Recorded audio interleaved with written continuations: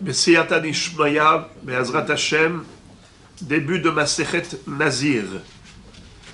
La Masechet Nazir est relative aux psukim qu'on retrouve dans Parashat Nasso.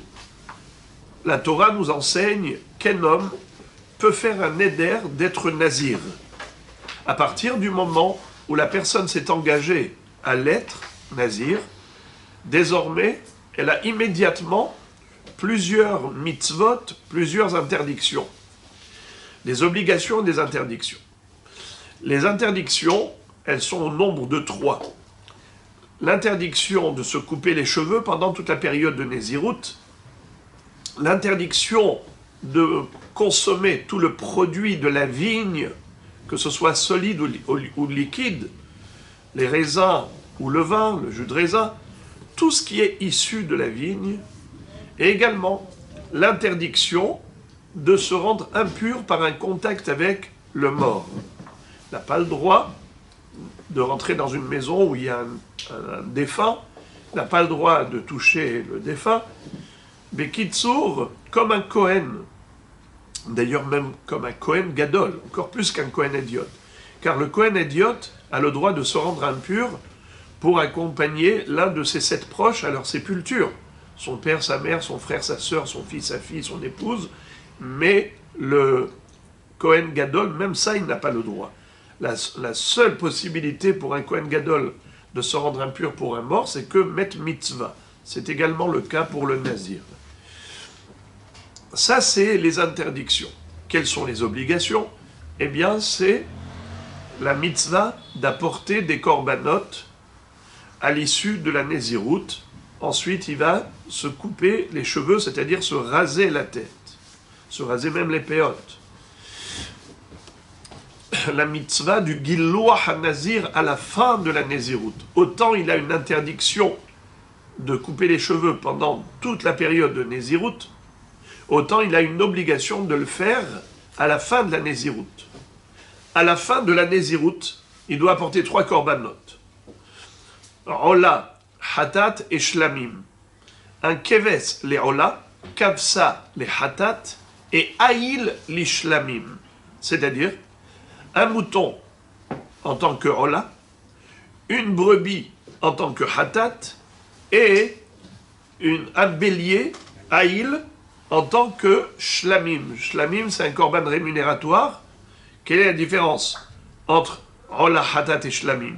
Déjà, Ola et Hatat, c'est Kodesh Kadashim. Qui est-ce qui mange le Ola? Personne. Il est entièrement consumé sur le Mizbeach. Qui est-ce qui mange le Hatat? Après avoir sacrifié les graisses sur le Mizbeach, la viande est consommée par qui? Kohen. Le Kohen. Tandis que Shlamim, comme on a déjà dit, que Shalom, au pluriel, c'est Shalom la Kohanim, Shalom la Be'alim, Shalom la Gavoa, tout le monde en a pour sa part. Eh bien, il y a les graisses, bien sûr que tout ça c'est après l'aspersion du sang, les graisses qui sont consumées sur l'autel, le hazemachok, la poitrine et la patte avant l'épaule, avec la patte avant droite, est donnée au Kohen, tandis que le reste de la viande est mangée par le propriétaire, à Yerushalayim. Eh bien, la spécificité du Haïl l'Ishlamim du Nazir, c'est que, figurez-vous, que c'est un Haïl, c'est un bélier, que l'on va ensuite, après la shrita, après l'aspersion du sang, après la combustion des graisses sur le Mizbeach, on va le bouillir dans une marmite, dans la Hazara du Beth Amikdash. Chose qu'on ne retrouve pas pour les autres korbanot. Ce qu'on appelle Zeroa Beshela. En plus, après ça, le Kohen va prélever de ce bélier le Zeroa et il va prendre une matzah, Hala et Rekikin de ce que le propriétaire va apporter. Le propriétaire va apporter 20 pains,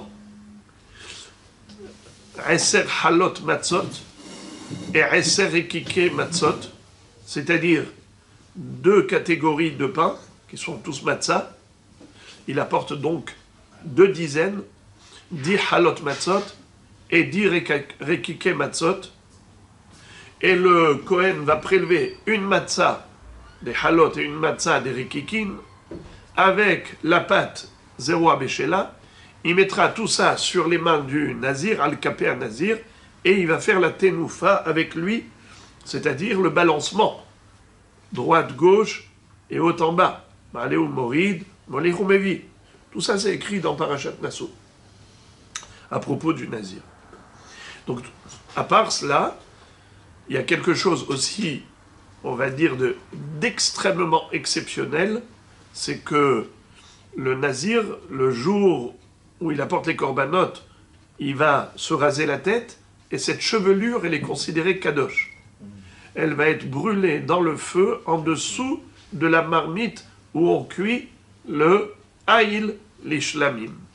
Donc c'est vraiment une procédure qui est unique en son genre. Le nazir est considéré kadosh, parce qu'il s'est abstenu de toutes les jouissances physiques pendant toute cette période. Mais il est également considéré hoté. On va voir comme une contradiction. Ça a été écrit principalement à propos du Hacham Nazir Tamé. C'est-à-dire, lorsqu'un nazir a eu un contact avec un mort accidentellement, eh bien, il doit recommencer sa nésiroute. Mais avant de recommencer sa nésiroute, il doit d'abord procéder à la purification. Comment? Eh bien, le 3e jour après avoir touché le mort, le 7e jour également, il doit se faire asperger avec les eaux lustrales, donc les eaux de source mélangées aux cendres de la vache rousse, et ensuite il va aller au mikvé.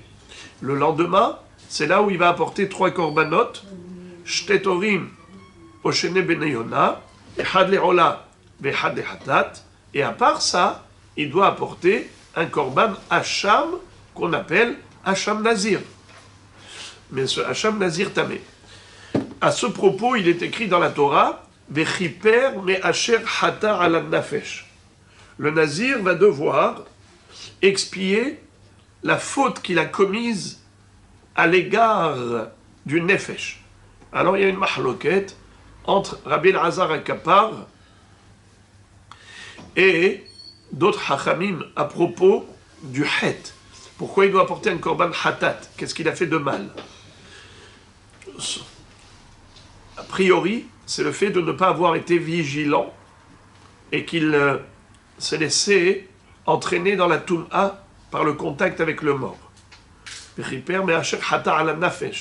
Nefesh, c'est l'âme du mort. Ou bien, d'après Rabbi Elazar Akapar, c'est qu'en fait, ce pasouk-là, c'est vrai qu'il a été dit à propos du Hacham Nazir Tamé, mais il se rapporte aussi au Tahor. Pourquoi? Parce que Rabbi Elazar Akapar prétend qu'un homme n'a pas à se mortifier, n'a pas à s'infliger des mortifications. L'Odaïra Mashiasra Torah, ça ne suffit pas ce que la Torah t'a interdit, tu te rajoutes encore un Issour, à savoir d'être nazir, mais tu risques de transgresser ces Issourim, tu risques de consommer du produit de la vigne, de boire du vin, de manger des raisins, tu risques de te couper les cheveux, tu risques de te mettre en contact avec un mort, et ainsi de suite. Tu n'as pas d'abord à t'infliger une souffrance, car Akadosh Baruch Hu t'a donné un monde pour profiter, et en plus, c'est que tu cours un risque de transgression en te rajoutant des interdits que tu n'avais pas à l'origine. Pour Rabbi Elazar Akapar, en soi, il mérite une kapara. C'est pour ça que la Torah dit « Vechiper me'asher hata ala nafesh ». Il va devoir expier la faute qu'il a commise à l'égard de son âme, nefesh shelo. Donc voilà, c'est juste un petit aperçu général de la notion de Nézirut. Et maintenant, nous allons voir qu'il y a une très grande similitude entre Masechet Nazir et Masechet Nedarim au niveau des langages employés par l'homme pour prendre cet engagement de devenir Nazir. On verra la notion des Kinouim, la notion des Yadot et le Lachon classique. À savoir, un homme, quand il fait un neder, on l'avait vu dans la première Mishnah de Masechet Nedarim, Kol kinouye nedarim kindarim, yadot nedarim kindarim. Eh bien ici on va voir la même chose. Kinouye nezirut kinzirut, yadot nezirut kinzirut. Qu'est-ce que c'est que faire un neder? C'est je m'interdis quelque chose comme un korban. N'est-ce pas? Kunam kikarze alay. Ce pain, il est pour moi kunam. On avait dit que pourquoi on emploie un terme de kunam au lieu de korban? Parce que korban, c'est suivi du mot lachem. Korban lachem. Et on a peur que le bonhomme dise lachem korban. Et s'il a dit lachem, il n'a pas dit le mot korban, eh bien quelqu'un l'a appelé au téléphone juste à ce moment-là, il a dit la dochem. Il va dire le nom d'Hachem vraiment. Et donc il a dit le nom d'Hachem Levatala. C'est pour cela que Hachamim préconise de ne pas employer le terme korban, mais de le remplacer par kunam, ou kunah, ou kunas, et kuname, et kunahe, et kunase, pour ne pas utiliser le mot korban. Maintenant, qu'est-ce que c'est que ces langages kunam, kunah, kunas? On avait vu une mahloket entre Rabbi Yochanan et Rish Lakish dans Masechet Nedarim. Est-ce que c'est une traduction en langue étrangère? Et en effet, il y a 3 langues différentes selon une langue. Comment le nazir, comment s'appelle le nazir? Eh bien, il s'appelle nazik. Dans une autre langue, il s'appelle naziah. Dans une autre langue, il s'appelle paziah. C'est ce que pense Rabbi Yochanan.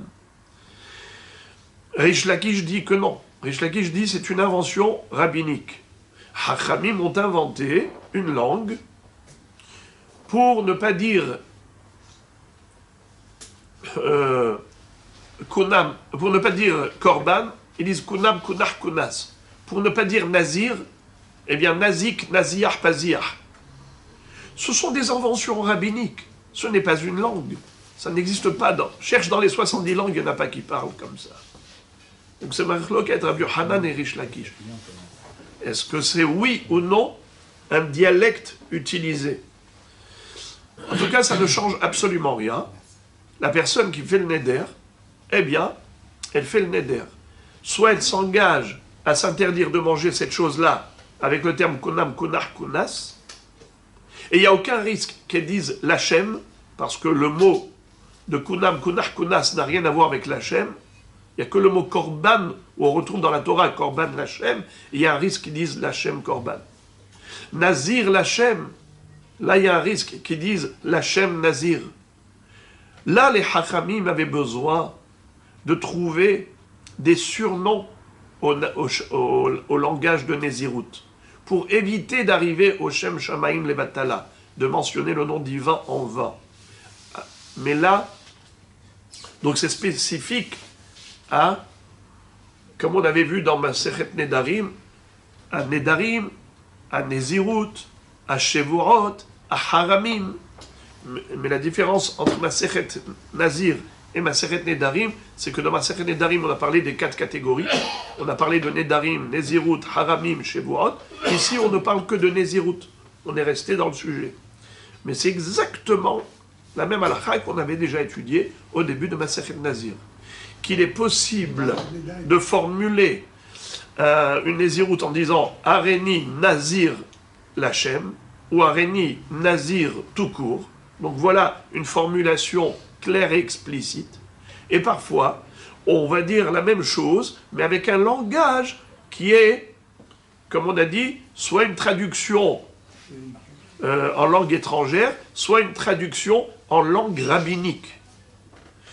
Je voudrais tout de même dire un hidouche extraordinaire de Rabbi Hiel de Paris, Rabbeinu Hiel mi Paris, qui était l'un des Baalei HaTosfot. Lui, il dit que quelqu'un qui se serait engagé à devenir nazir avec un langage inventé par les hachamim, alors certes il est nazir, mais il ne devra pas apporter les korbanot à la fin de la néziroute. Pourquoi? Étant donné que pour devenir nazir vraiment minatora, il faut un langage qui correspond à la Néziroute, qui disent Areni Nazir. Mais s'il dit Areni Nazik, Areni Naziah, Areni Paziah, si tu dis que c'est une langue étrangère, comme le pense Rabbi Yochanan, alors ok, dans ce cas-là, en effet, il est hayav d'apporter les korbanot, puisqu'il est Nazir Minatora. La traduction d'un mot, c'est le mot. Quelle différence en hébreu ou en langue étrangère?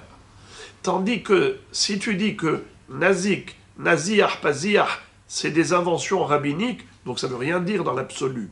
Si ça ne veut rien dire, ok, alors il est nazir midérabanan, mais il ne peut pas apporter un korban à la fin de la Néziroute au Beth Amikdash. Car dans ce cas-là, ce serait Houlin Ba'azara. Houlin Ba'azara. On n'a pas le droit d'apporter une bête profane au Beth Amikdash.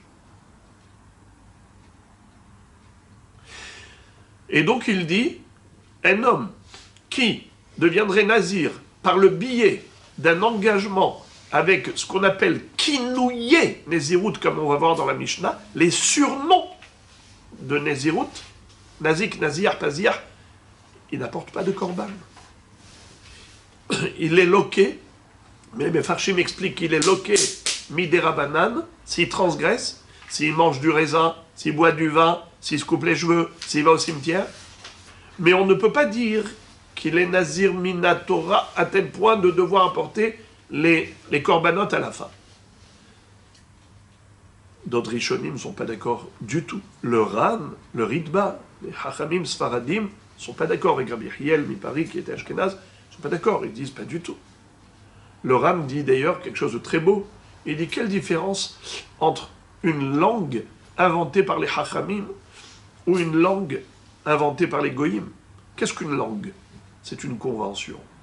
On a décidé d'appeler cela table, d'appeler cela chaise. C'est une convention. Les Hachamim ont convenu que le mot nazik, ou naziah, ou paziah, ça veut dire nazir. Alors, Logara haskamat Hachamim me haskamatam.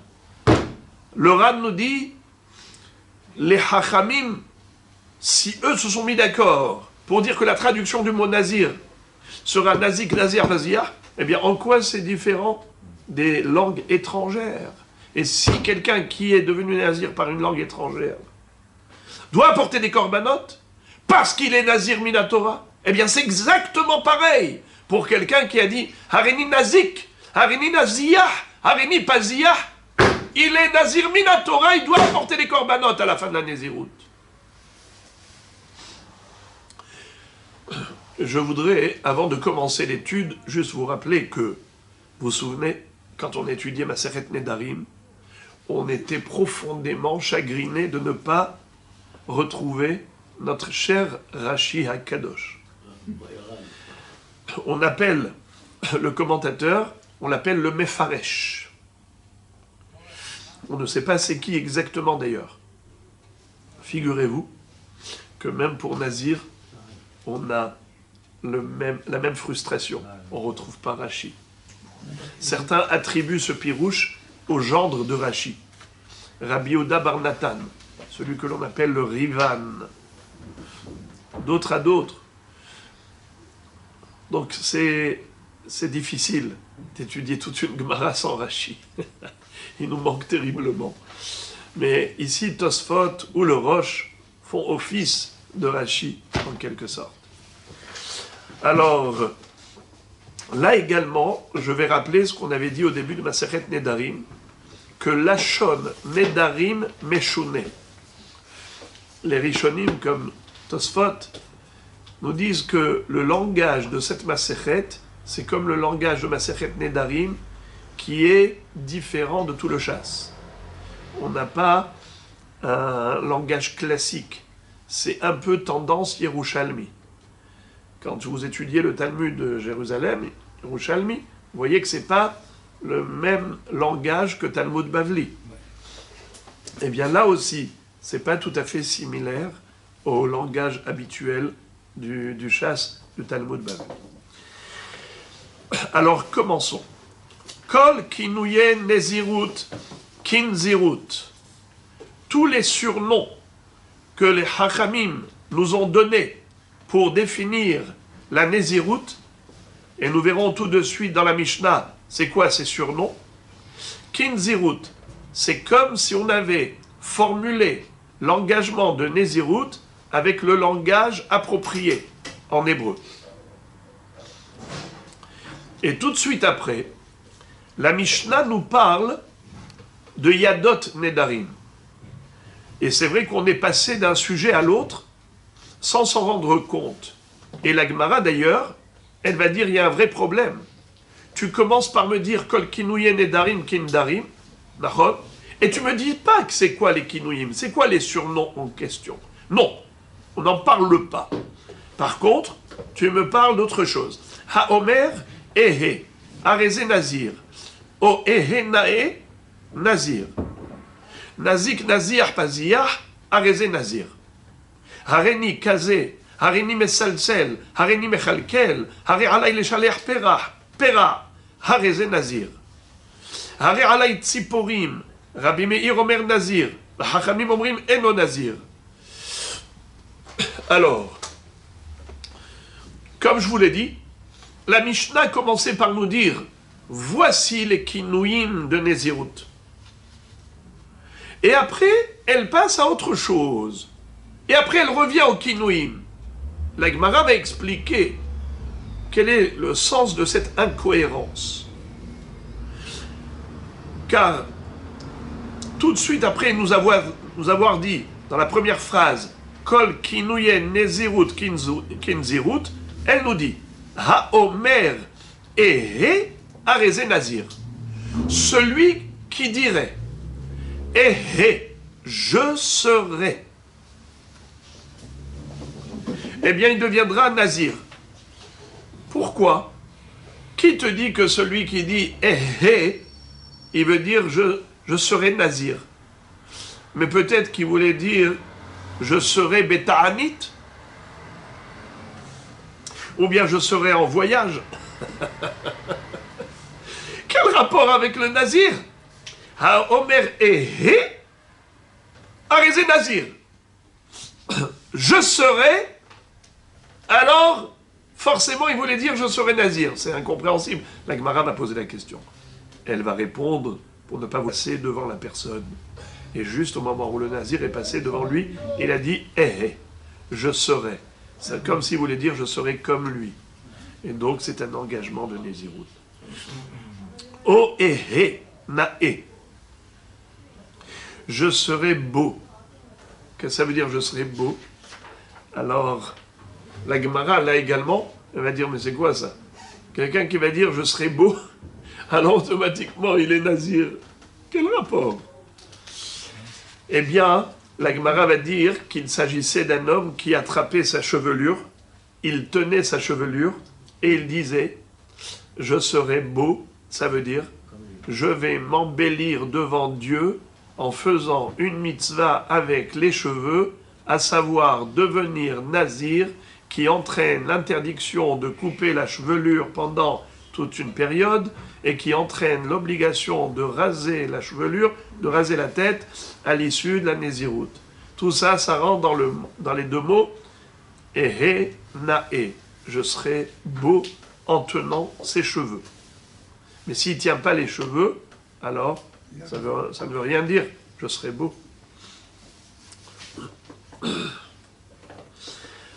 Ehe, alors regardez les amis, là je vais vous citer une mahloket entre le Tosfot et le Rosh à propos du mot Nazir. Juste après, Ehe Nae, je serai beau. Qu'est-ce qui est écrit? Nazir, Nazik, Naziah, Paziah, Areze Nazir. D'accord? Je vais commencer par le Rosh, parce que c'est beaucoup plus simple. Le Rosh dit comme ça. Ehe Nae, Nazir. C'est comme ça qu'il lit. Il met la virgule après les deux mots Ehe Nae, je serai beau, virgule, Nazir, point d'exclamation. Ça veut dire celui qui dit je serai beau, quel est le résultat de cet engagement? Eh bien, c'est qu'il sera Nazir, point d'exclamation. Et après ça, on nous donne les kinouim. On revient au surnom de Nézirut. Nazik, Naziah, Paziah, Arézé Nazir. Celui qui va dire je vais être Nazik, ou je vais être Paziah, ou je vais être Naziah, eh bien, il sera Nazir en effet. D'accord? Ok? C'est très joli d'après le Roche. Mais Tosfot, regardez Tosfot, si vous regardez sur le côté gauche, on va dire 1, 2, 3, 4. Le quatrième Tosfot. Nazir, Nazik, Naziah, Paziah, Arézé Nazir. Les filles, Sheratza, les Faresh, Kolakinouim, Patach Be'amar, Nazir, Vechule. Klomar, Nazir, ou Ikar Hashem Akatou, Batora. She'al Yede Lachon Ze Halalav Shem Nezirut. Mais Ouadin, Imamar, Belachon Akinouim, Kemo Nazik, Naziah, Paziah. Qu'est-ce que ça veut dire? Selon Tosfot, le point final, il faut le mettre après le mot Nae. Haomer Ehe Arézé Nazir. O Ehe Nae. Point d'exclamation. D'après Tosfot.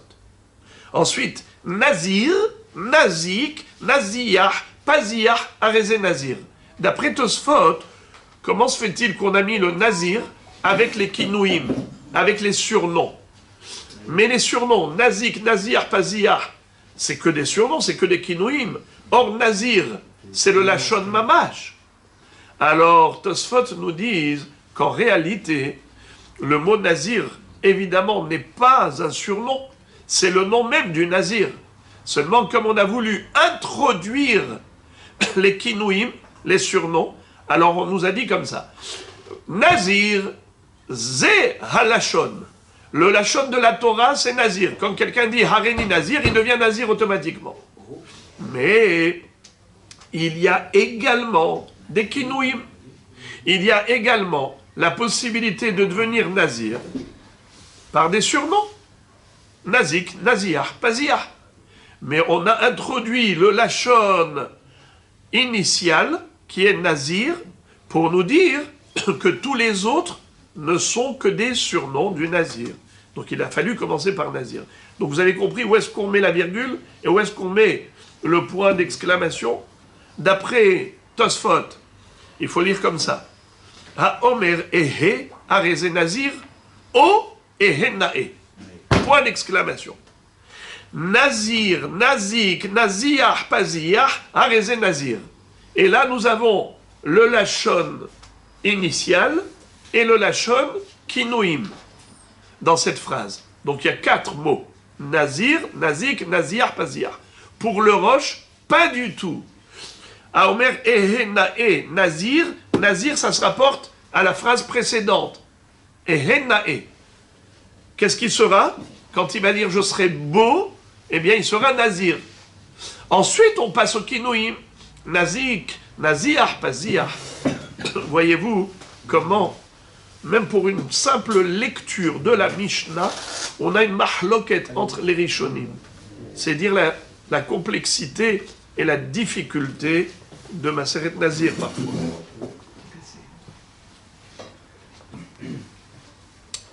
Encore, Aréni Kazé. S'il y avait un Nazir qui était devant la personne, et le bonhomme dit « je voudrais être comme lui », eh bien il n'y a pas de problème. Il sera comme lui. Il deviendra Nazir. Même s'il n'a pas dit Haréni Nazir, ni Haréni Nazik, ou Haréni Naziah, ou Haréni Paziah, il a dit Haréni Kazé. Eh bien en disant cela, il est devenu Nazir.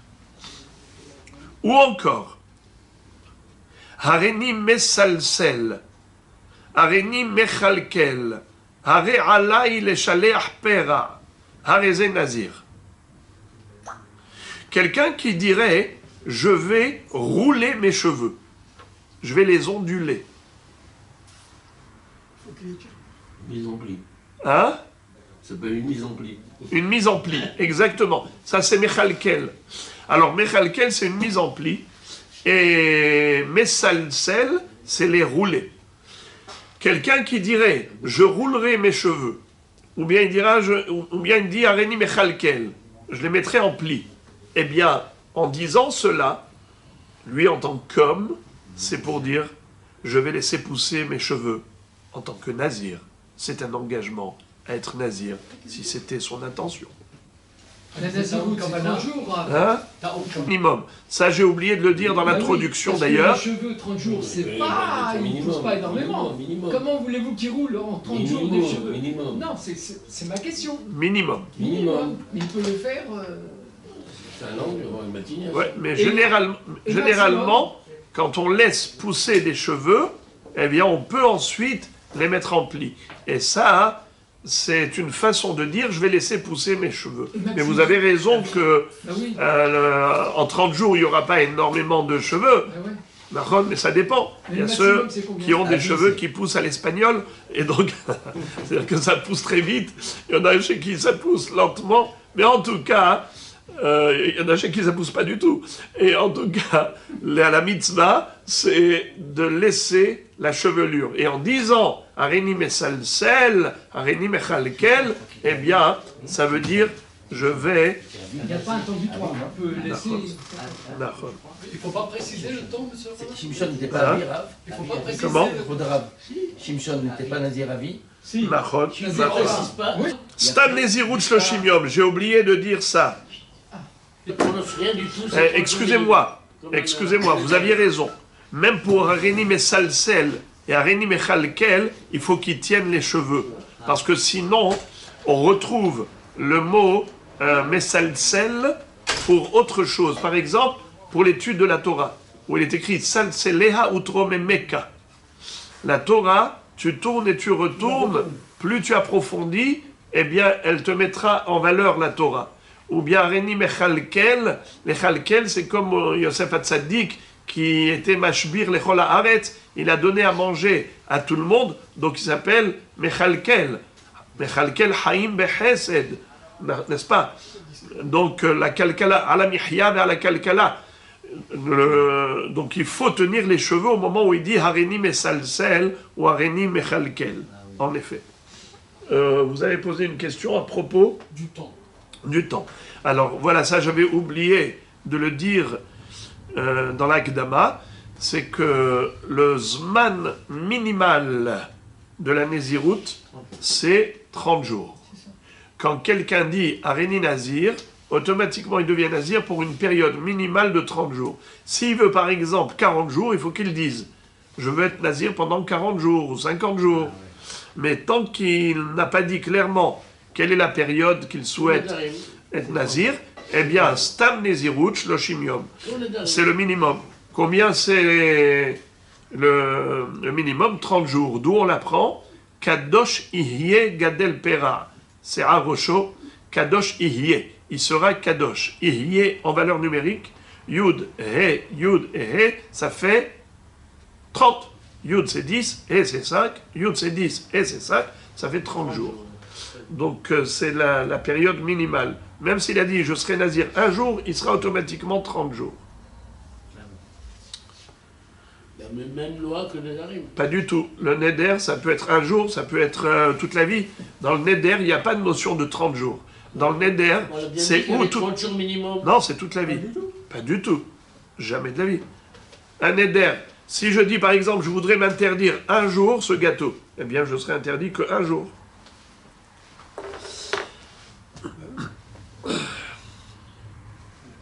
Aré alay le shaler pera. Celui qui dirait je dois laisser pousser ma chevelure. Aré c'est nazir automatiquement. Aré alay tziporim. Quelqu'un qui dirait je prends sur moi l'engagement d'offrir des tziporim, c'est-à-dire des oiseaux. Celui qui dirait je prends sur moi l'engagement d'offrir des oiseaux, eh bien, ça veut dire qu'il veut être nazir. Quel rapport les oiseaux avec nazir? On avait dit que quelqu'un qui est devenu tamé, eh bien, il doit apporter. Je vous lis les deux oiseaux en question. Vechiyamut met alav befetar pitom, vetimer rosh nizro, vegilah rosho beyom tahorato, ביום השביעי יגלחנו, וביום השמיני יביא שתי תורים או שני בני יונה, אל הכהן, אל פתח אוהל מועד. ועשה הכהן אחד לחטאת ואחד לעולה, וכיפר עליו מאשר חטא על הנפש, וקידש את ראשו ביום ההוא. C'est-à-dire,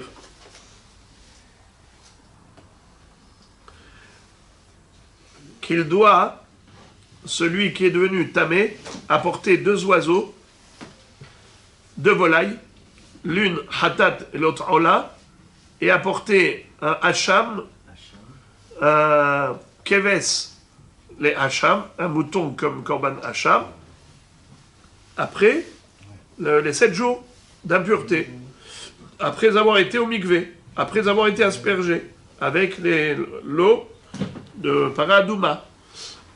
Et le 8e jour, il doit apporter, ensuite il doit recommencer la Nézirut à 0.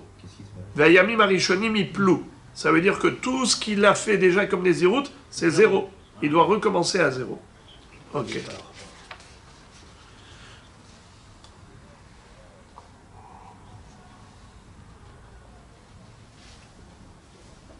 Alors celui qui dit Hare alay tziporim, je m'engage à apporter des tziporim, Chachamim omrim eno nazir. Et on verra dans la Gemara quelle est la raison de Mahloket. Pourquoi Rabbi Meir dit qu'un homme qui dit je m'engage à apporter des tziporim, il deviendra nazir, et Chachamim disent que non. Un homme qui dit je m'engage à apporter des volailles comme korbanot, il ne sera pas nazir. Quel est l'objet de leur discussion? On verra dans la Gemara plus tard.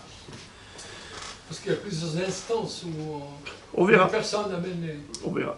Maintenant,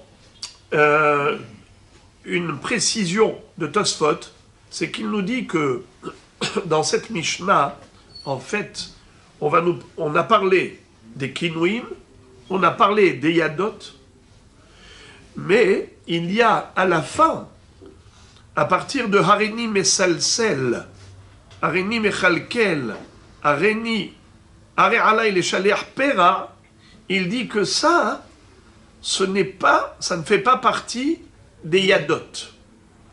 C'est-à-dire, qu'est-ce que c'est que Yadot Nedarim? Yadot Nezirut. Yadot Nezirut, c'est comme Yadot Nedarim. Vous vous rappelez? Comme on avait expliqué la notion de Yad. Yad, on avait dit que c'était comme les anses d'un Kéli. Quand il y a un Kéli qui a des anses, quand on soulève, on peut soulever le Kéli lui-même, mais on peut soulever le Kéli sans toucher le Kéli. On tient juste le manche, le Yad, et on soulève le manche et le Kéli vient avec. La même chose, même si je n'ai pas formulé le Neder avec un langage correct, j'ai juste dit quelques mots qui laissent exprimer ma volonté, alors on considère que ce langage est suffisant. Et on l'apprenait d'un pasouk, Ishkiafli lindor neder nazir le hazir lachem, du fait qu'il y a écrit nazir le hazir, de la répétition du verbe, on avait appris que yadot nezirut kinzirut, et yadot nedarim kindarim. Nahon, vous vous rappelez? Eh bien, qu'est-ce que c'est que yad? Yad, c'est une phrase incomplète. Mais malgré tout, on a compris la volonté de cet homme par les circonstances. Par exemple, quelqu'un qui va dire « Eh, il a dit « Eh, je serai ». Eh bien, qu'est-ce qu'on a dit? Il sera nazir. Mais qu'est-ce qu'il a dit, ce monsieur? Il a dit juste « je serai ». Il n'a pas dit « je serai nazir ».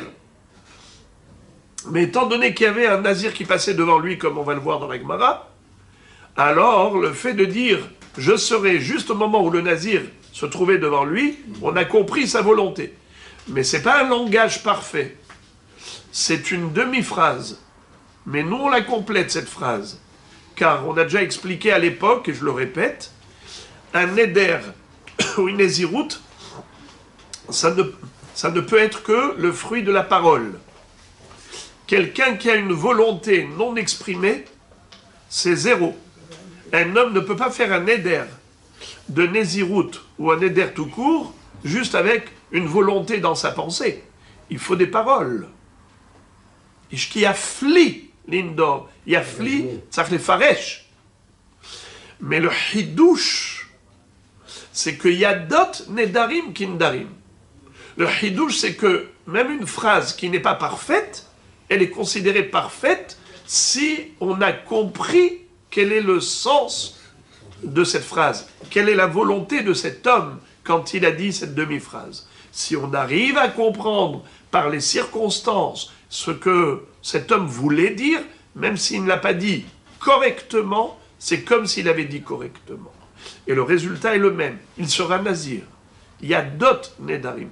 Alors le Tosfot nous dit que au début on a parlé de kinouim, après on a parlé de yadot, mais après ça, on a parlé d'un langage qui est quand même clair. Hareni mesalsel, hareni mechalkel, hare alay le shaleach pera. Je laisserai ma chevelure pousser. Je laisserai ma chevelure pousser. Pourquoi il dit ça? C'est qu'il veut être nazir. Et un nazir, il laisse sa chevelure pousser. Tosfot nous dit que ça rentre pas dans le cadre de yadot. C'est un langage parfait seulement. Il fallait expliquer le sens de ce langage. Regardez Tosfot, ce qu'il nous dit. Hareni mesalsel, hareni mechalkel. Hane laviadot nezirut ninhu. Demken litninhu le'il ba'de yadot. Sinon, le Tana aurait mis ça dans la catégorie des yadot plus haut. Pourquoi il a interrompu? Pourquoi il est passé des yadot au kinouim et ensuite il reprend ses leshonot? Et là, kevan de gamar diburo. Et là, chez l'opiresh le hedia nezirut. Anan ou de mefarshinan dibouré. Mashma de nezirut balomar. Qui amar hane leshonot vetafis beseare ke de amar begmara. Quand il tient ses cheveux et il dit hareni mesalsel, je vais les mettre en pli, je vais les rouler, je vais les onduler, et ainsi de suite, en les tenant, ou en disant hare alay le shaleach pera, je laisserai ma chevelure pousser. Alors on a compris qu'est-ce qu'il veut. Il veut être nazir. Mais le problème n'est pas dans le lachon, le problème il est dans la kavana. Car le lachon c'est une phrase entière. C'est pas comme ehé, qui n'est pas une phrase entière. Je serai quoi? C'est pas une phrase entière, il y a d'autres nedarim. Là, c'est comme on a dit, l'anse du keli, le manche du keli. Tu tiens le manche, tu le soulèves, et bien tout le keli il monte avec. La même chose, tu dis un mot, et du fait qu'il y avait un nazir qui est passé devant lui, tu dis que c'est comme s'il avait dit eh nazir. Mais il n'a dit que eh. Ça, c'est un yad. Mais quand il a dit hare alay le shaleach pera, c'est pas un yad. C'est juste que tu expliques sa kavana quand il a dit cette phrase. Mais la phrase, elle n'est pas incomplète. C'est Tosfot. Gemara. La Gemara, maintenant, va poser une question. Mirde, puisque Tana Beseder Nashim Kae, Maïtama Tane Nazir, puisqu'on est ici dans le Seder Nashim, que vient faire Masechet Nazir dans le Seder qui s'appelle Seder Nashim? La Gemara de répondre Tana Akra Kae. Le Tana se rapporte au Pasuk. Quel Pasuk?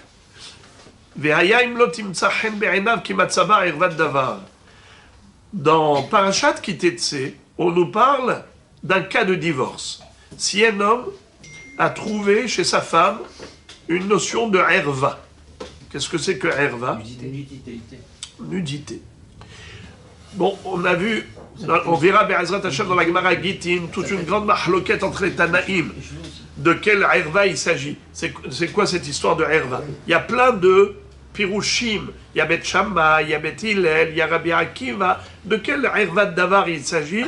Je ne vais pas rentrer dans les détails maintenant, mais juste savoir qu'à cause d'un problème de herva que l'homme a trouvé chez sa femme, eh bien, il va devoir lui donner le guet, divorcer. Et à ce propos, nous dit maintenant la Gemara, qu'est-ce qui fait qu'une femme peut hasvé shalom, devenir infidèle? Qu'est-ce qui peut faire que la femme, elle peut se permettre de trahir son mari? Eh bien, c'est un comportement léger de sa part, un manque de pudeur qui fait que elle n'est plus réservée. Elle se permet d'avoir des contacts avec des hommes qui ne sont pas dans l'esprit de la Torah. Qu'est-ce qui lui a permis de franchir des lignes rouges, des limites, les limites de la tsniout qui incombent à la femme juive? eh bien, c'est le vin, l'alcool. Le fait que la femme a commencé à boire et à participer à des soirées alcoolisées, eh bien, petit à petit, elle sort de ses limites, elle franchit les barrières. Et nous savons que celui qui voit une sota bekil kula, yazir atzmo minayain, à l'époque du Beth-Fam, de l'avoir trompé avec un homme dont il avait averti, il lui a dit à sa femme, je te mets en garde, je ne veux surtout pas que tu t'isoles avec cet homme. Elle a transgressé sa volonté, elle s'est isolée avec cet homme. Eh bien maintenant, tout laisse à croire qu'elle a trompé. Le soupçon planant sur sa tête à elle, le mari n'a plus le droit d'aller avec elle jusqu'à clarification de la situation. Il devra l'accompagner au Beth Amikdash, et là-bas le Kohen va effacer le texte de la sota dans l'eau, mais du Afar du Mishkan du Beth Amikdash, lui donner à boire cette eau porteuse de malédiction. Bien sûr qu'il lui disait « avoue, si tu as fauté, avoue-le, eh bien ton mari te donnera le guet et chacun partira chez soi. Mais si tu t'obstines à dire que tu es innocente et que tu n'as pas commis l'acte adultère avec cet homme, alors tu vas boire de cette eau et en buvant de ce breuvage, sache que tu vas exploser littéralement sur le champ. Les membres qui ont participé à la Havera, le ventre et les jambes vont immédiatement exploser. Eh bien, pourquoi est-ce que un homme qui était présent au moment de ce scénario doit s'abstenir de boire du vin, comme il est écrit Kol haroe sota bekil kula yazir atzmo minayain. C'est pour cela que la Torah a juxtaposé les deux sujets dans Parashat Nasso, le sujet du nazir et le sujet de la sota, pour dire qu'un homme qui a vu la sota exploser, il doit prendre sur lui immédiatement l'engagement de devenir nazir. Car ce n'est pas pour rien que Akadosh Baruch Hu lui a permis d'assister à cette scène terrible.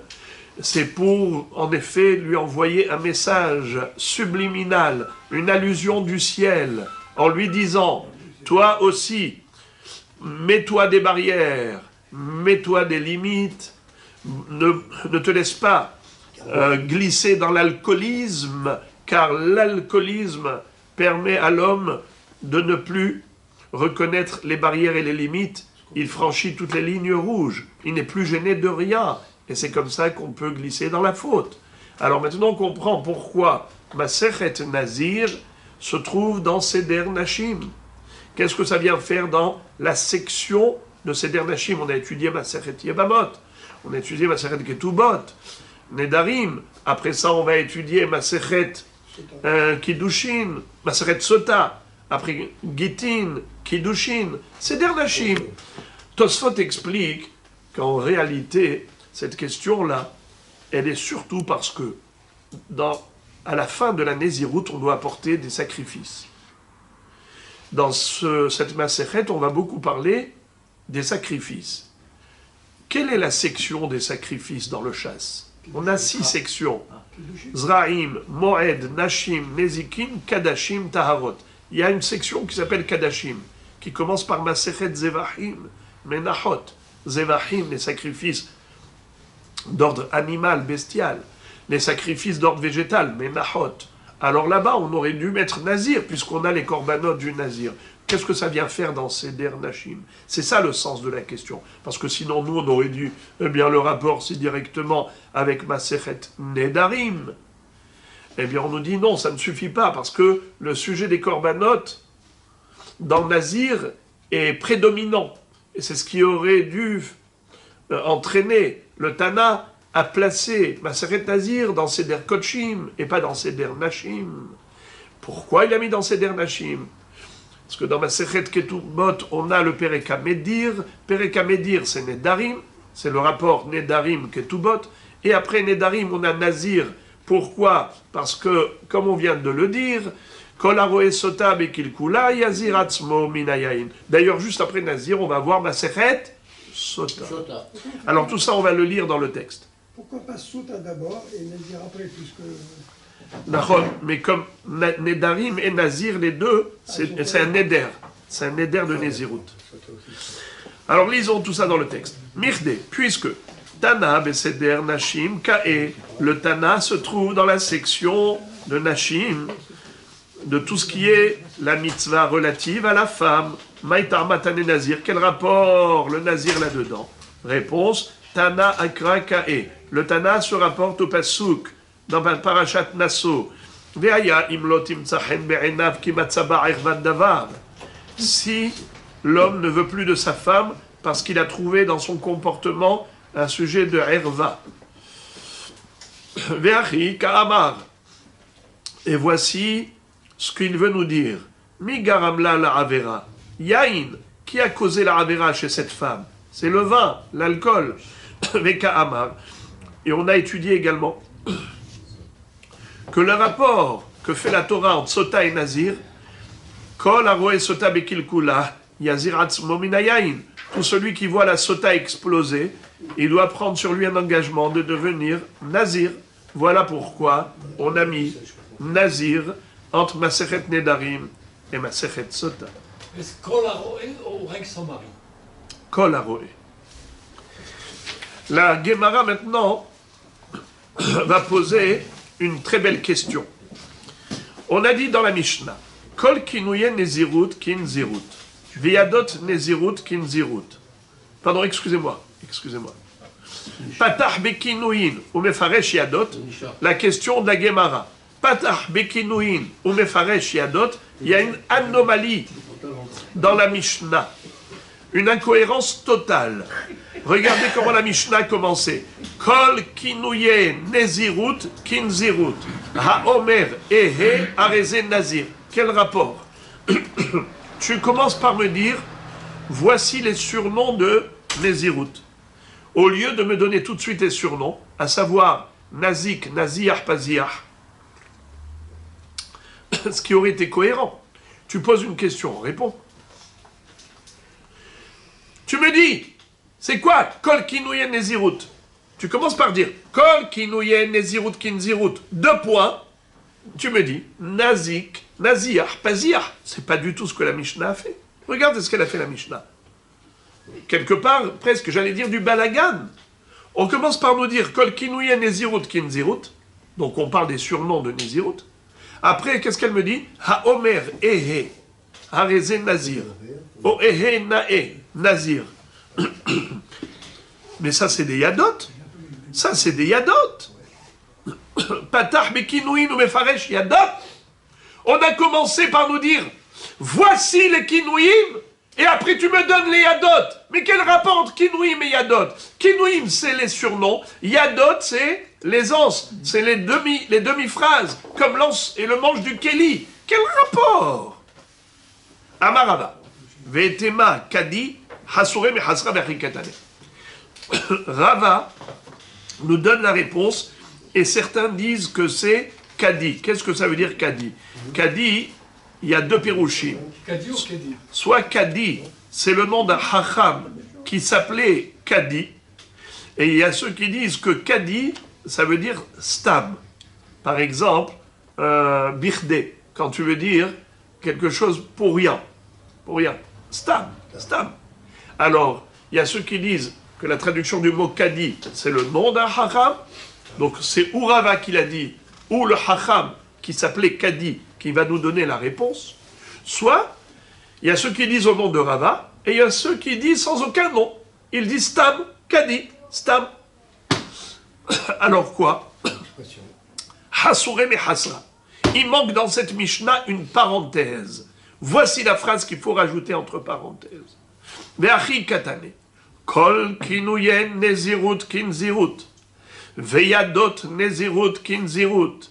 Ve'eluhen yadot. Haomer ehe arezenazir.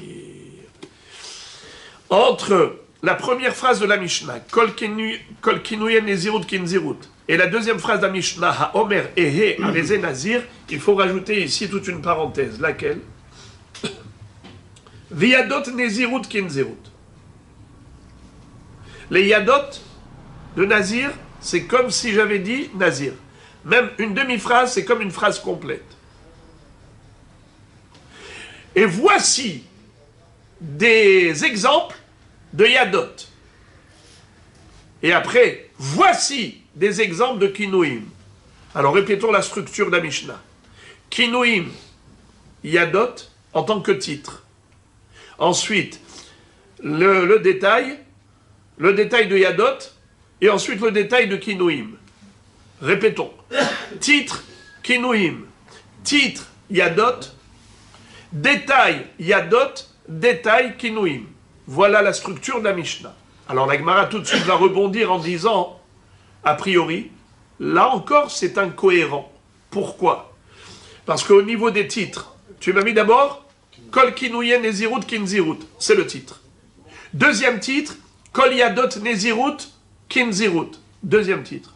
Après ça, tu devrais expliquer les détails du premier titre et les détails du deuxième titre. D'abord Kinouim, ensuite Yadot. C'est pas ce que tu as fait.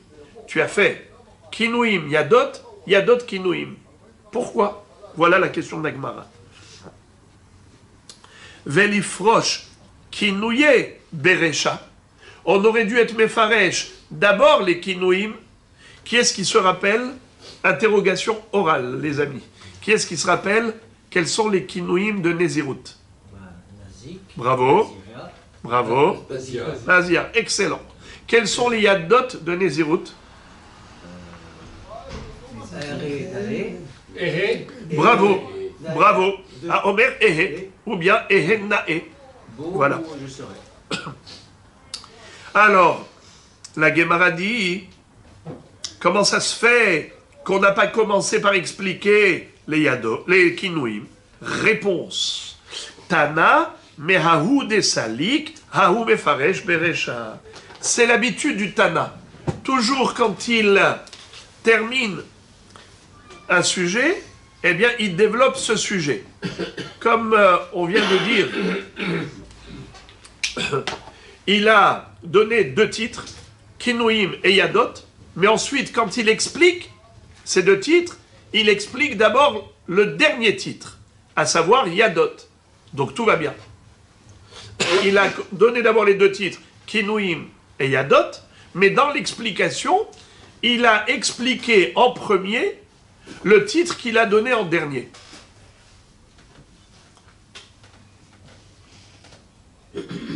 Tana, me'aou nesalik, aou mefaresh beresha. Le Tana, celui qu'il a terminé, c'est celui-ci qu'il explique en premier. Et voilà les exemples. Keditnan, comme nous retrouvons une Mishnah Maseret Shabbat. Bame madlikin, ou bame en madlikin. Ou mefaresh, en madlikin beresha. Quand on nous enseigne quelles sont les huiles et les mèches qui ne sont pas, qui sont convenables, et lesquelles qui ne sont pas convenables pour l'allumage généraux de Shabbat, qu'est-ce qu'on dit? Bame madlikin, ou bame en madlikin. Avec quoi peut-on allumer? Avec toi, et avec quoi ne peut-on pas allumer? Et on commence par quoi? Par nous expliquer le deuxième titre. En madlikin lo belechesh, velo bechosen, velo bechalach, velo biftilat aindan, velo. Donc tu commences par expliquer le négatif, la fin. Donc tu vois qu'il y a eu positif, titre négatif, et par quoi tu commences l'explication? Eh bien, le deuxième titre. Hein? Ou encore, Bame Tomnin, ou Bame Entomnin, Umfaresh Entomnin Beresha. Ou encore, il y a un Pérec, le quatrième Pérec de Masechet Shabbat. Vous vous rappelez? C'est quoi le premier Pérec de Masechet Shabbat? Yetziot HaShabbat. Deuxième Pérec, Bame Madlikin. Troisième, Pérec Kira. Quatrième, Bame Tomnin. Bame Tomnin ou Bame Entomnin. Avec quels matériaux peut-on enfouir les marmites et quels sont les matériaux qui sont interdits pour envelopper les marmites? Rappelons très succinctement, entre parenthèses, le Issour de Hatmana. Hachamim ont interdit d'enfouir la veille de Shabbat une marmite chaude dans des produits qui augmentent et intensifient la chaleur. Par exemple le sel, n'est-ce pas? Pourquoi c'est assaut? De peur qu'il enfouit cette marmite dans du charbon, dans des braises. Et alors, qu'est-ce qui va se passer? Eh bien, il risque pendant Shabbat d'oublier que c'est Shabbat et remuer les braises pour attiser le feu afin d'augmenter la chaleur de la marmite. D'accord? C'est la raison pour laquelle Hachamim ont dit, pour pas que l'homme n'ait l'idée d'intensifier et d'augmenter la chaleur de son plat, eh bien, interdit formellement d'enfouir la marmite dans des produits, dans des matériaux qui augmentent la chaleur. Par contre, ce qu'il peut faire, c'est l'envelopper par exemple dans une couverture avant Shabbat. Car la couverture, ça conserve la chaleur, et ça ne rajoute pas. Ça s'appelle Davar chez Enomosif Haval. Bametomnin, Hatmana, ça veut dire enfouir, envelopper. Bametomnin ou Bamentomnin. Quels sont les deux titres? C'est-à-dire, dans quel matériau peut-on enfouir la marmite et quels sont les matériaux dans lesquels on ne peut pas enfouir la marmite. Et après la Mishnah, elle commence par développer le deuxième titre. Donc tu vois, c'est comme Bame Madlikin ou Bame En Madlikin, et on explique En Madlikin lo belechej velo bechosen. Bame Tomnin ou Bame En Tomnin, et on explique le deuxième titre, le dernier titre, En Tomnin. Alors la même chose, ici on a deux titres, Kinouim et Yadot. Qu'est-ce qu'on commence à expliquer? Le dernier titre, Yadot. Voilà, le Tana, il a un style de rédaction. C'est un style qui est général dans le chasse. Nachot. Bame isha yotza, ou bame ena yotza, ou mefaresh lo tetse isha.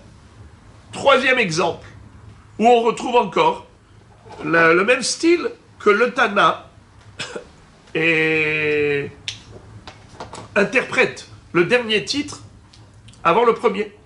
Comme par exemple, quels sont les bijoux avec lesquels une femme peut sortir le Shabbat dans le domaine public?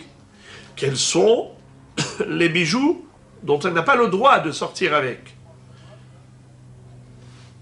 En général, c'est parce que les Hachamim craignaient que la femme retire ses bijoux pour montrer à sa copine, montrer comment c'est beau, quelle est la marque, et ensuite, elle risque de ne pas remettre immédiatement. Et elle marche avec dans la main, dans Arbaamot Birshut Arabim, 4 coudées dans le domaine public. Alors, Hachamim ont dit qu'il y a des restrictions. Alors, comment la Mishnah s'exprime? Bame isha yotza, ou bame ena yotza. Mais par quoi elle commence? Par l'explication du deuxième titre. Bame lotetse isha. Elle commence par le lotetse, deuxième titre. Beresha, au début. Quels sont les 3 exemples? Bame madikin, bame madikin, bame tomnin, bame tomnin, bame isha yotza, bame ena yotza. La Gemara dit, mais moi j'ai aussi des contre-exemples. C'est-à-dire, tu m'as donné des exemples pour justifier la syntaxe, ce style de rédaction que nous avons dans notre Mishnah, à savoir, quelle est la structure? Kinouim, Yadot, Yadot, Kinouim. Au niveau des titres, tu commences par Kinouim et ensuite Yadot, mais au niveau d'explication, tu commences par expliquer Yadot et ensuite expliquer Kinouim. Pourquoi? Parce que tu me dis, à l'instar des 3 exemples. Bame Madlikin, Bame Tomnin et Bame isha yotza. Mais moi, je vais te montrer qu'il y a plein d'autres Mishnayot où le Tana a été cohérent. Il a donné 2 titres, 1, 2, et dans l'explication, c'est 1, 2. C'est pas 2, 1. Alors, la question est la suivante. Ve'atman, Bame Bema yotza ou Bame ena yotza, ou mefaresh yotze gamal beresha. Le 5e chapitre et le 6e chapitre de Maseret Shabbat, ça parle justement de Yetzi'a, de Hotza'a, l'interdiction de transporter dans le domaine public, et donc les restrictions par rapport à la femme, comme on vient de dire. Mais il y a aussi des restrictions par rapport à la bête. Vous savez que on n'a pas le droit de faire porter une bête pendant Shabbat dans le domaine public. Mon cheval, mon âne, je ne peux pas lui mettre une valise sur le dos et le faire avancer dans le domaine public. Ça s'appelle mehamer, conduire le hamor en portant quelque chose. On peut le tirer comme ça, non? Non. Pas du tout. Alors comment il marche avec? Même pas. Même avec la voix, c'est assaut. Alors comment il... Même avec la voix, c'est Alors, assaut. comment le cheval il va le suivre? C'est pas le suivre. Alors, la Torah nous interdit de faire travailler la bête pendant Shabbat.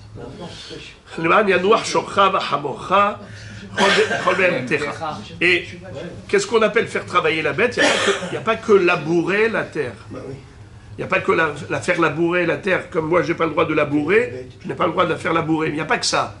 Même tout simplement, porter. Moi, je n'ai pas le droit de porter un objet dans le domaine public. Je n'ai pas le droit de faire porter dans le domaine public un objet par mon animal. Eh bien, ça s'appelle mehamer. Ok. Maintenant, nous avons quand même un cas où c'est permis. Dans quel cas il est permis de faire porter un objet par sa bête? C'est au cas où cet objet, il est là pour garder la bête, la protéger, la préserver. Dans ce cas-là, c'est comme un habit, comme un vêtement qui est annexé à son corps. Tout ce qui est les shmira, c'est pas considéré massoy. Massoy, c'est un objet transporté, tandis qu'un malbouche, un tarchit, c'est quelque chose qui est annexé au corps. Donc tout ce qui est les shmirat, ce qu'on appelle netira en araméen,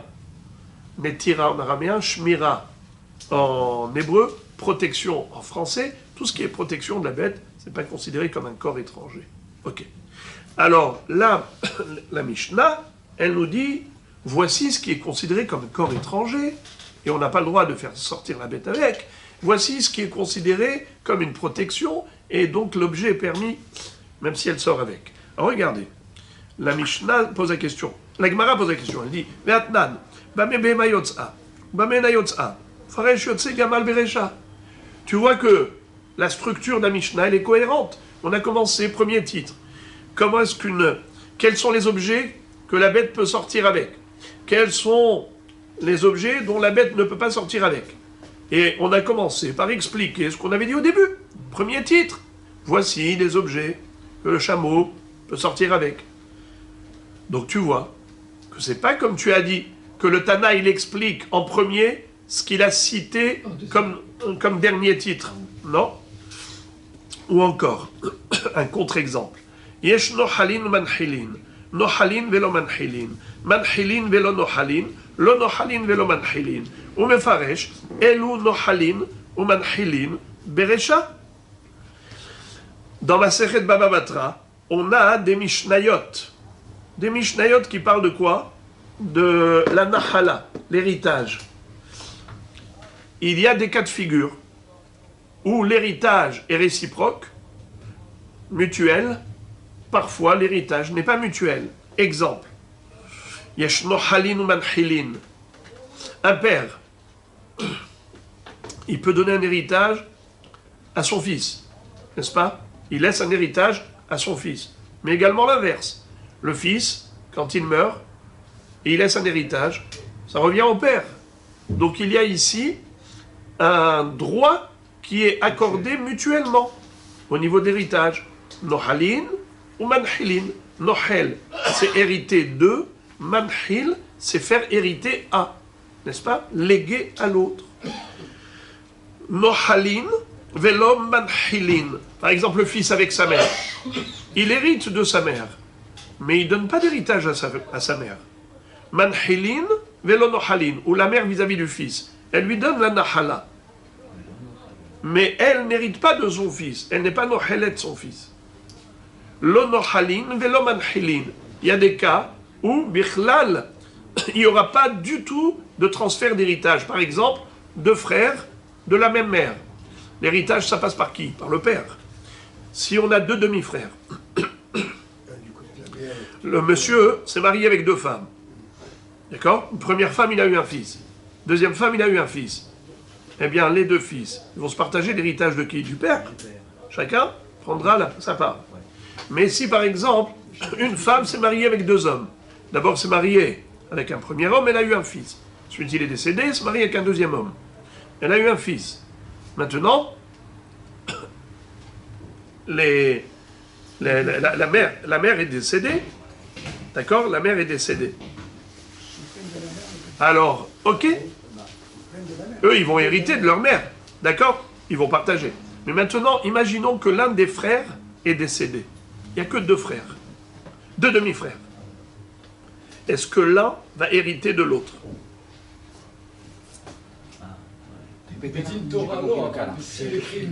Deux demi-frères qui ont la même mère mais n'ont pas le même père. D'accord.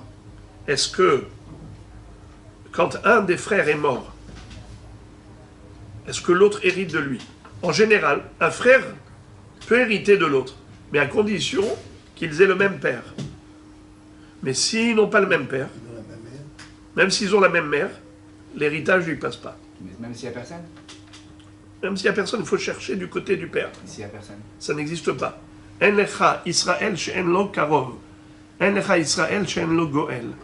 Tout un père. Alors, automatiquement, l'héritage, il ne peut pas passer du côté maternel. Donc voici par exemple le 4e exemple. Lo nohalin velo manhilin. Ni on hérite, ni on fait hériter. Ok. Alors maintenant, qu'est-ce que nous voyons ici?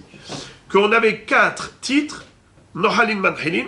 Nohalin velo manhilin. Manhilin velo nohalin. Lo nohalin velo manhilin. Umfaresh elo nohalin manhilin. Et pourtant, au niveau de l'interprétation des 4 titres, on a commencé par le début. On a expliqué le premier titre. Tout d'abord, Ella Leolam Tanehachi Vetanehachi. Ça veut dire qu'en fait, il y a des exemples et des contre-exemples dans le chasse. Seulement, il a hatam d'Isura de Nafshehu, Mefaresh Isure de Nafshehu Beresha. Gabe Behema d'Isura Ayade Behemahu, Ayede Behemahu, Deate, Mefaresh Etera Beresha. C'est-à-dire, il y a des Isurim qui sont relatifs à l'homme. Il y a des Isurim qui sont relatifs à la Behema.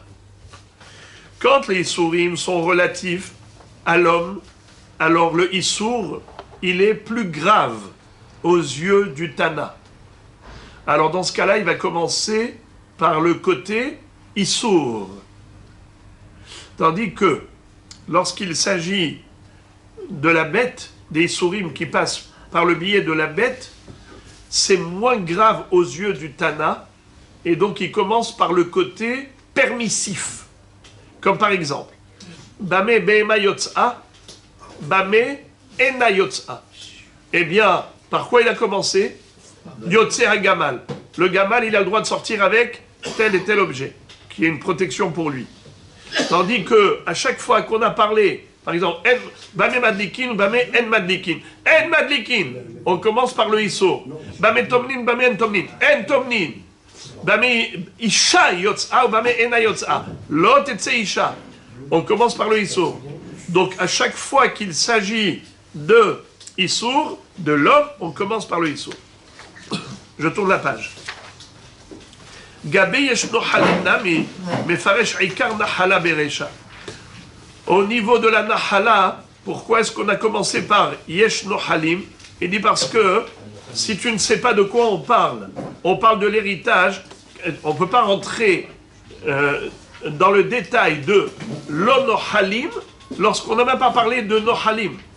Tu ne vas même pas comprendre quand je te dis il n'y a pas d'héritage. Mais d'abord parle-moi de l'héritage qui existe.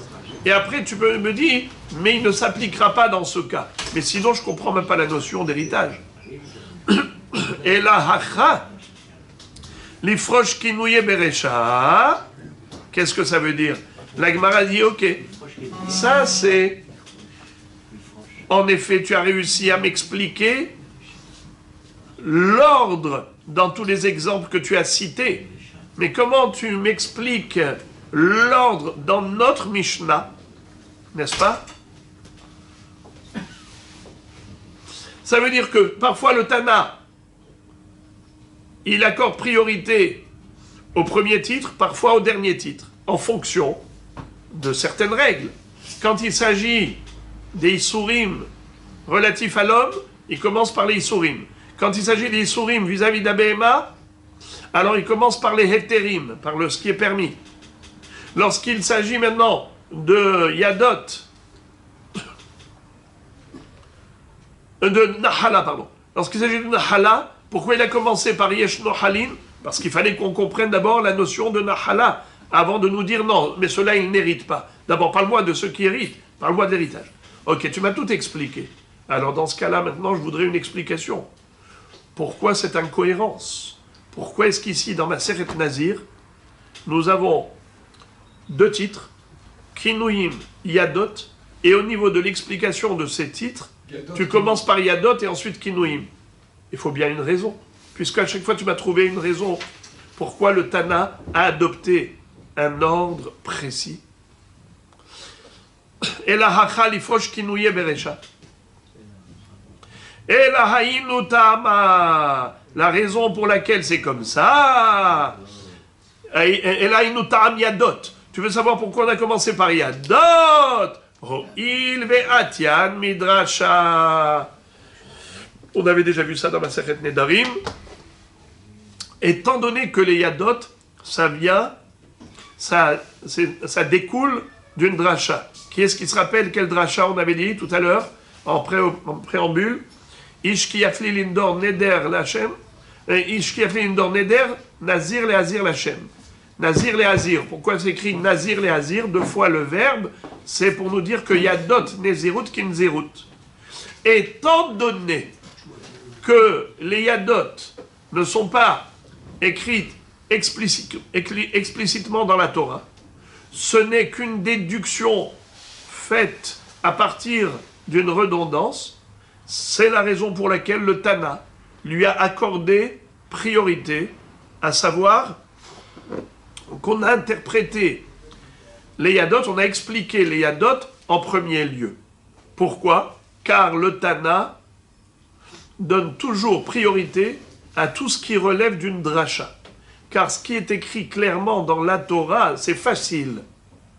Ce qui est un dérivé d'une déduction, d'une analyse, c'est plus difficile. Quelque chose qu'on a compris plus difficilement, il y a plus de hidouche, eh bien, on lui accorde la primauté.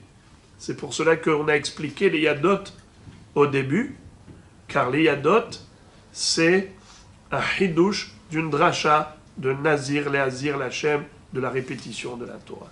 Alors, c'est pour ça qu'on a expliqué les Yadot en premier. La Gemara dit, ah bon? Alors, dans ce cas-là, tu aurais dû aussi le mettre en premier titre? Pourquoi Yadot, c'est en deuxième titre? Veliftach Beron Berecha. Si tu dis que le Tana considère plus important ce qui provient d'une dracha, alors autant mettre les Yadot en premier titre et en première interprétation, toujours premier. Avant les Kinouïm. Avant les Kinouïm. Pourquoi tu dis Kinouïm, Yadot, Kinouïm? Tu me dis dans l'explication Yadot, Kinouïm parce que Yadot c'est Midrasha. Alors dans ce cas-là même, quand tu as présenté les deux titres, il fallait présenter d'abord les Yadot, puisque ça provient d'une dracha. Réponse. Tana qui mathil ba'ikar et korban. Ou l'inyan pirouché, mefaresh Yadot berecha. Le Tana a une logique qui est simple. Quand on commence un sujet, tu ne vas pas commencer par me dire des choses qui sont tirées du chapeau, comme on dit.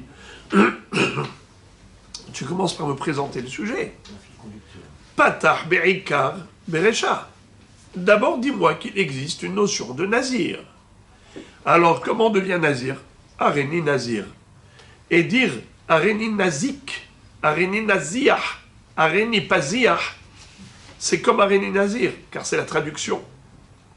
C'est une traduction dans des langues étrangères ou une traduction dans un langage rabbinique, ça reste une traduction. C'est comme s'il avait dit areni nazir.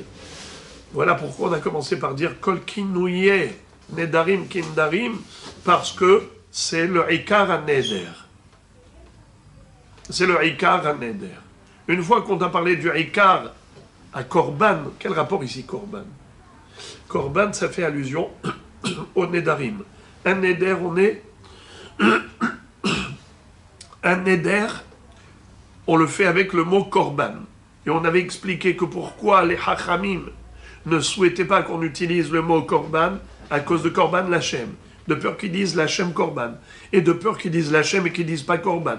Il va dire shem shamaim et vatala. C'est pour cela qu'il préconise les kinouim de nedarim. C'est exactement pareil pour Nézirut. Nazir, Léazir, Lachem. Pour pas dire Nazir, Lachem. Pour pas qu'ils disent Lachem, Nazir. Et pour pas qu'ils disent Lachem sans Nazir, et c'est Shem Shamaim Levatala. Alors ils nous ont proposé des surnoms qui sont des substituts au langage de Nazir. Nazik, Nazir, Pazir. Mais ensuite, une fois qu'on nous a présenté le sujet lui-même de Nézirut, il s'agit maintenant de nous parler des explications, des interprétations. Alors on accorde la préséance à ce qui est hidouchique. Qu'est-ce qui est hidouche? Yadot, puisqu'on le déduit du pasuk Nazir, Léazir. De la répétition du verbe, on a déduit Yadot. Donc c'est un hidouche, c'est une dracha. Tout ce qui est dracha passe en premier lieu. Donc, rien n'est laissé au hasard. On a compris la structure de la Mishnah et la raison de cette structure. S'il fallait récapituler, je dirais ainsi. Tout d'abord, nous avons la Mishnah, qui a une structure précise. Kinouim, Yadot. Ensuite, explication, Yadot, Kinouim. La Gemara s'interroge par rapport à cette incohérence. Et elle nous dit, ce n'est pas incohérent, c'est le style de rédaction du Tana dans tout le chasse. Voici des exemples. 1, 2, 3. Bame madlikin, bame tomnin, bame ishayotza. La Gemara dit, ah bon? Eh bien, je vais te montrer des contre-exemples. Comme bame behemayotza ou bame enayotza. Yeshno halin ou manhilin. Tu vois que ces exemples ne sont pas toujours homogènes. Il y a des contre-exemples. Donc ne me dites pas que le Tana, il a un style de rédaction où il commence toujours par la fin. 1, 2, 2, 1. C'est pas vrai? Parfois c'est 1, 2 et 1, 2. Pourquoi est-ce qu'ici c'est comme ça? Alors, le Tana, la Gemara nous a donné des explications. Et tu as raison. Quand il s'agit de l'homme, quand il s'agit de la bête, si c'est pour l'homme, alors il commence par le Issour. Quand il s'agit de la bête, il commence par le Héter. Parce que c'est moins grave, parce que ça passe par la bête. Ensuite, Nahala, on était obligé de parler d'abord de Yesh Nohalim, parce qu'il fallait d'abord nous donner la notion d'héritage, et après rentrer dans les détails. Pareil pour chez nous, on a Kinouim Yadot, Yadot Kinouim. Il dit, tu veux savoir pourquoi le Tana a adopté cet ordre? C'est parce que les Yadot, c'est un dérivé d'une dracha. Ça découle d'une dracha. Tout ce qui est dracha, c'est hidouchik. Hidouchik, c'est appréciable. Puisque c'est appréciable, on lui donne la priorité. Alors, si c'est comme ça, il fallait accorder au Yadot une priorité à tous les niveaux, au niveau des titres et au niveau d'interprétation. Réponse, on ne pouvait pas commencer par Yadot, parce qu'il faut d'abord connaître le sujet. D'abord le sujet. Le sujet, c'est Nézirut. Alors d'abord, Ikar à Nézirut. Une fois que tu m'as parlé du Ikar à Nézirut, Kol Kinouye Nézirut Kinzirut, maintenant tu peux me parler des cas hidouchiques tels que Yadot, où il dit une demi-phrase, c'est comme une phrase complète. Mais d'abord, donne-moi le din, quand il a fait une Nézirut classique, normale, et ensuite tu me parles des cas atypiques. Donc voilà, on a résumé la première étude de la Gemara. Et maintenant, la Gemara va conclure le sujet avec Omer Ehe, Arezé Nazir. Dilma Ehe Beta'anit Ka'amar, qui te permet de dire qu'un homme qui dit Ehe, je serai, ça veut dire je serai Nazir. Mais peut-être qu'il voulait dire je serai Beta'anit. Amar Shmuel Kegon Shaya Nazir envers les Fanav. C'est-à-dire qu'on parle d'un cas précis, où il y avait un nazir qui est passé devant lui, et juste à ce moment-là, il a dit « Eh, eh, je serai ». Alors on a compris que sa kavana, c'est « je serai comme lui ». Lui, il est nazir, moi aussi, je voudrais le devenir. Voilà pourquoi la Mishnah nous a dit qu'à Omer Eh, Arézé Nazir. S'il avait dit Ehe Kazé, donc c'est clair, c'est un langage parfait. Mais là, c'est Yadot. Il n'a dit qu'une demi-phrase. Il a dit Ehe. Et nous, on explique sa kavana. Quand il n'a pas dit une phrase complète, et on a besoin, nous, de compléter sa phrase parce qu'on a compris ce qu'il voulait dire, alors même une demi-phrase, c'est comme une phrase entière pour la Kabbalat Nézirut. Voilà pourquoi ça s'appelle Yadot. La Gemara pose la question, elle dit Lima kasavar Shmuel Yadaim shena morichot lo havian Yadaim. Il y a un grand débat à propos des Yadaim, c'est-à-dire un homme qui dit un mot ou une demi-phrase, mais la teneur de ses propos, le contenu de ses paroles n'est pas clair. Alors, il y a deux possibilités. Soit il y avait un nazir qui est passé devant lui, soit il n'y avait pas de nazir qui est passé devant lui. S'il y a un nazir qui est passé devant lui, ça s'appelle comment? Yadaim Morichot. C'est quoi Yadaim? Comme le manche du Kéli. Et c'est quoi Morichot? Dont on a la preuve. C'est-à-dire, on a d'une part le mot Ehe, je serai, et on a d'autre part un nazir qui passe devant lui. Comme le manche. Oui, puisque le nazir qui passe devant lui, le nazir qui passe est la preuve que sa volonté, c'est d'être nazir quand il a dit le mot Ehe. Encore une fois, je répète, oui, Ehe, c'est comme le manche, mais à condition qu'on ait une preuve. Sinon, ce n'est même pas un manche. D'accord? S'il n'y avait pas un nazir qui passait devant lui, ça veut rien dire. Ça veut rien dire. Ehe, pourquoi? Parce que ça peut vouloir dire aussi Ehe Betaranit.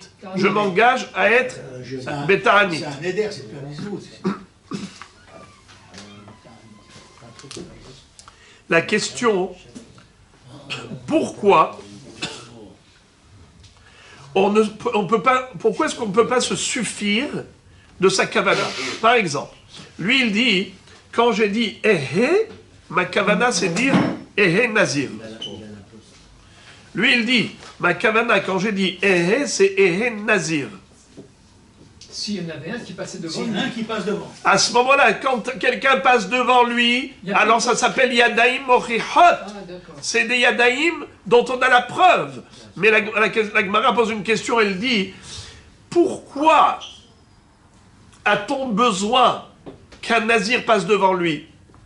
Pourquoi est-ce que, en disant Ehe, tout seul, même s'il n'y a pas de nazir qui passe devant lui, mais lui nous raconte après que sa kavana était de dire Ehe Nazir, pourquoi ça ne suffit pas? C'est parce que Shmuel pense que Yadaim, she'enan morichot, lo avian Yadaim. Un manche qui n'est pas prouvé n'est pas un manche. C'est-à-dire, Yad, où il n'y a pas de preuve tangible de sa kavana, sur le moment même, ce Yad n'est pas considéré comme tel. Est-ce que nous avons une preuve que Bémet Shmuel il pense que Yadaim, she'enan morichot, lo avian Yadaim? La Gemara dit, Amre, non, c'est pas une preuve. Bisman, she'nazir over lefanav lekal esapuka bemita harina, aval vadai, en han-nazir over lefanav, amrina dinmae betaranit ka'amav. Yachol liyot be'emet que si il n'y avait pas d'autres possibilités d'interpréter son Ehe, un homme qui dit Ehe, il peut dire Ehe Betaranit, il peut dire Ehe Nazir. Alors j'ai besoin qu'un Nazir passe devant lui pour exclure l'autre interprétation. Car tant qu'il n'y a pas de Mochichot, on est dans un 50-50. Interprétation possible, soit en disant Ehe Nazir, soit Ehe Betaranit. Quand on a du 50-50, c'est ça ce qui fait que je ne peux pas dire que sa kavana c'était Ehe Nazir et dire que c'est un Yad de Nézirut. Mais si par exemple, on n'avait pas d'autres possibilités d'expliquer le Ehe, on n'avait pas besoin que le Nazir y passe devant lui. Oui. Imaginons que le Ehe, ça ne peut vouloir dire que Ehe Nazir. On n'a pas besoin qu'un Nazir passe devant lui. D'accord? Eh bien, bien que le Ehe, c'est pas Yadaim Mochichot. On se serait suffi du mot Ehe, bien qu'il n'y ait pas de preuve. D'accord? Ça veut dire qu'on ne sait pas qu'est-ce que pense Shmuel.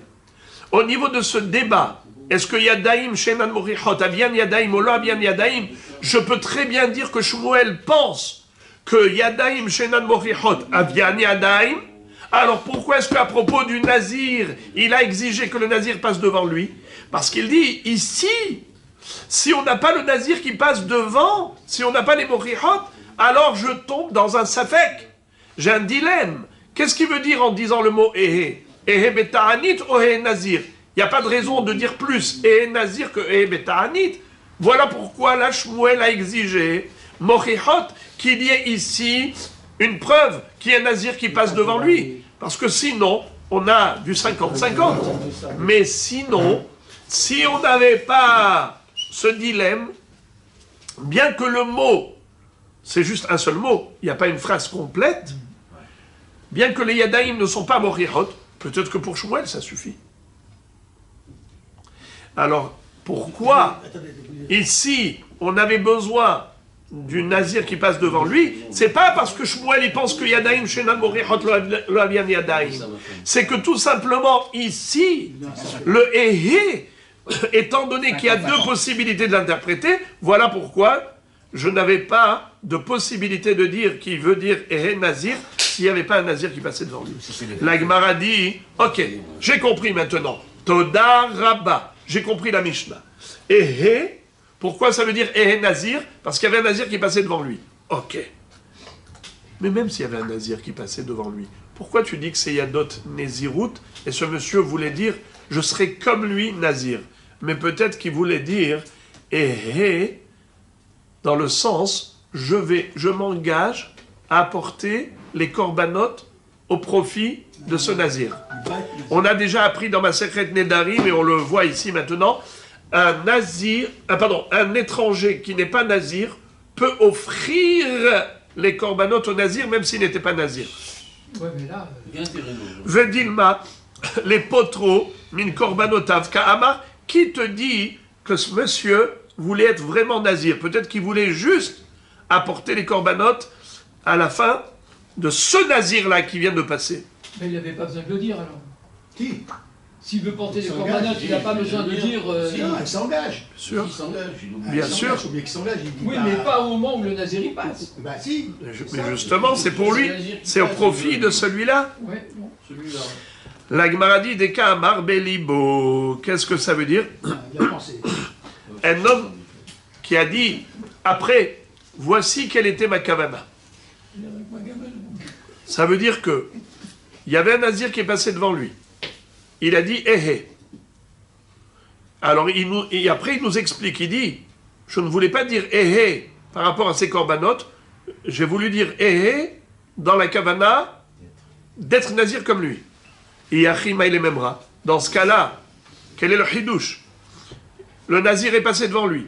Il a dit Ehe à ce moment-là. Et il t'explique que sa kavana c'était je serai comme lui. Alors, Boker Tov, pourquoi la Mishnah a besoin de nous dire que dans ce cas-là, il est Nazir? Mais c'est évident. Mahoud et ma ba'inan piv elibo shavin kamash ma'alan. Nous aurions pu croire que ça marche pas. Pourquoi? Étant donné que, au moment où il a dit, il nous a laissé dans le scepticisme, dans le dilemme. Qu'est-ce qu'il veut dire ce monsieur? Il y a quelqu'un qui est passé, et lui il a dit Ehe.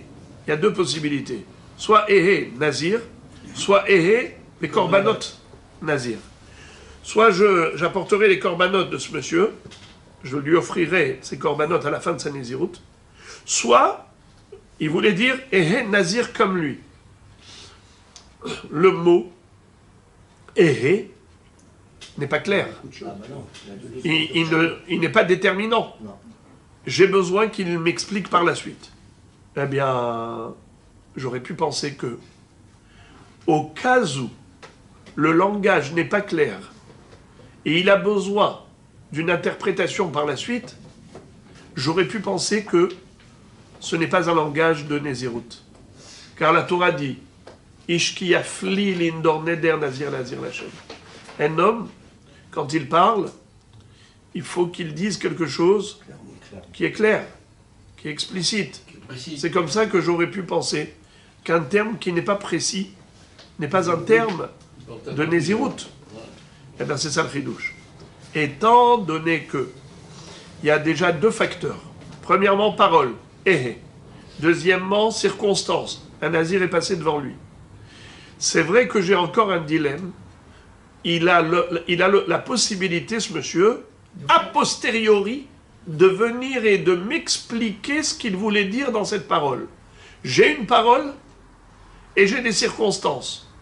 Il me manque juste un petit détail. Il me faut un complément.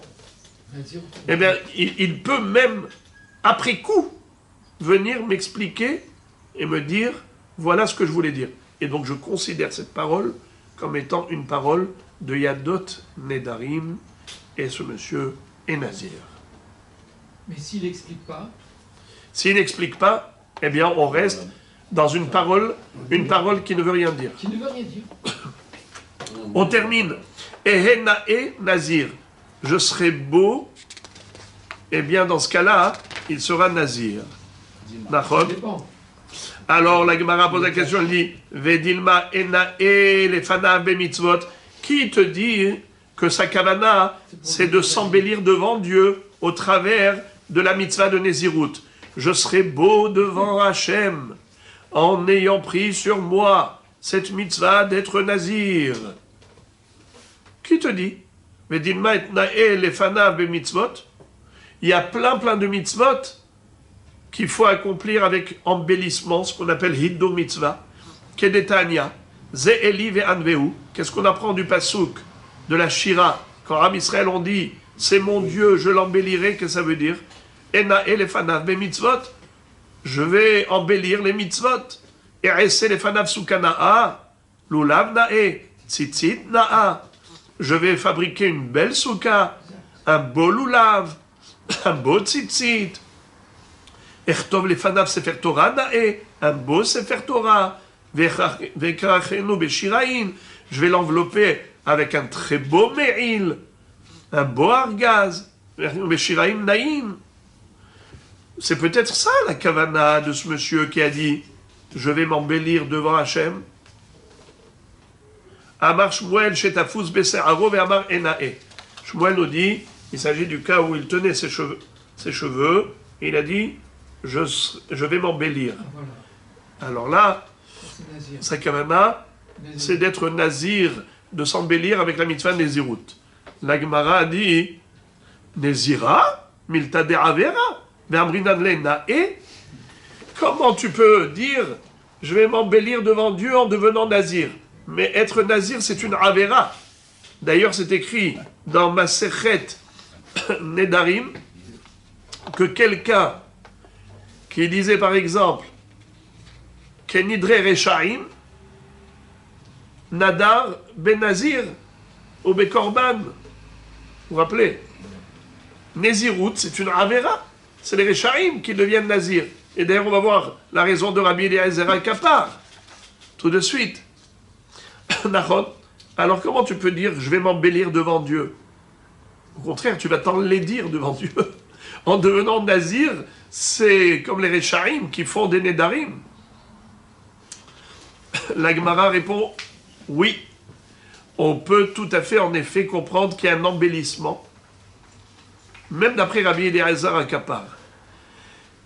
In dafilu le Rabbi Eliezer HaKappar de Amar Nazir Chote Hanemi lega ben Nazir Tameh de Aïde de Bae Mistar de Amar Hamana ve'yamim arishonim yiplu ki Tameh nizro Hatam Dilma telemi'bar al Nezirut Aval Nazir Tahor Lafchote Karibé. Qu'est-ce que ça veut dire?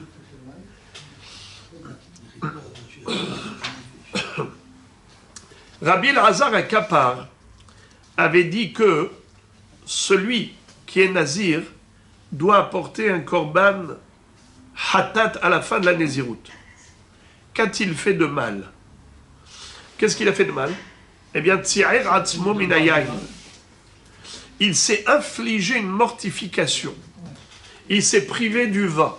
Le vin, c'est de la joie. Shabbat. Veyayin yesamach levar enosh. Non, pas par rapport au Shabbat. Par rapport à une jouissance physique que Akadosh Baruch Hu nous a créée, qui s'appelle le vin. Le vin réjouit le cœur humain. Veyayin yesamach levar enosh. Lui, il est metzaer atzmo. Il s'inflige une souffrance. Eh bien, il doit apporter un korban hatat pour se faire pardonner pour cette faute. La question, mais c'est écrit ça à propos de quelqu'un qui était hacham, qui était tamé. C'est-à-dire, il a touché à mort et il a dû annuler toute sa nésiroute, d'abord 7 jours et recommencer à 0. Alors c'est celui-là qui est considéré comme étant choté. Pourquoi la Torah a écrit ce pasouk de quelqu'un qui s'est infligé une souffrance? On l'a écrit à propos du Hacham Nazir Tamé. Mais quel rapport avec le Tamé?